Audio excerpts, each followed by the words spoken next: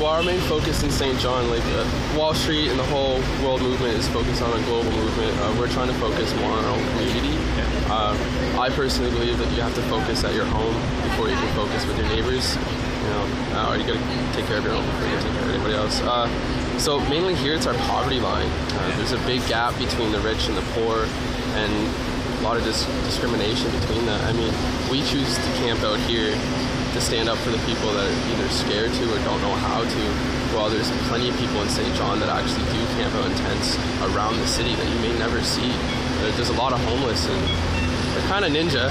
A lot of them hide during the day and stuff, and during the night you don't really see them that often, but you go down to the food banks and you go down to the soup kitchens, and the poverty is there. You can see it day in and day out. We want to stand up for them. We want them to join us, stand up for themselves, make a change.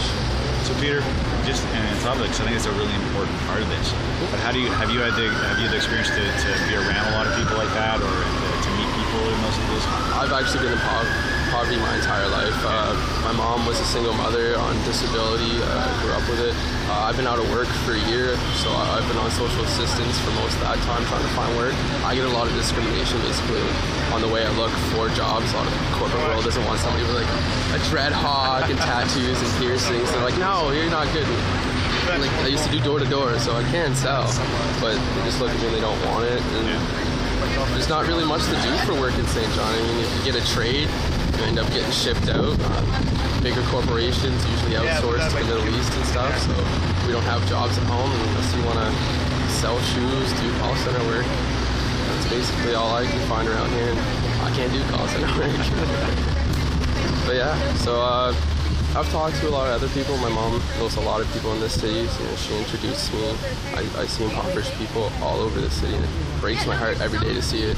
I don't have money to hand out. I wish I did. So it hurts real bad, and I want to change. So what are the solutions here? When we've asked everybody, when Occupy St. John comes to an end, what's the next step for Peter in sort of your fight against, for equal rights?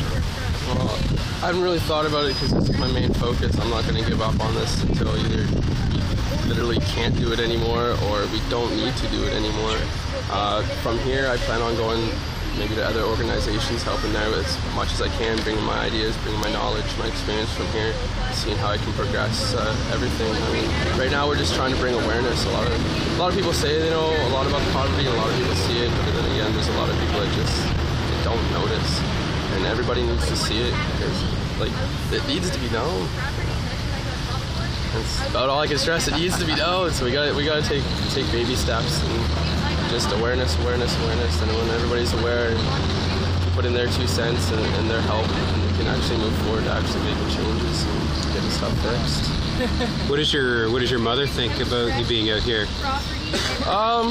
She's up and down. I mean, she worries because it's November, and she worries about the legalities of it because she's not aware that this is 100% okay.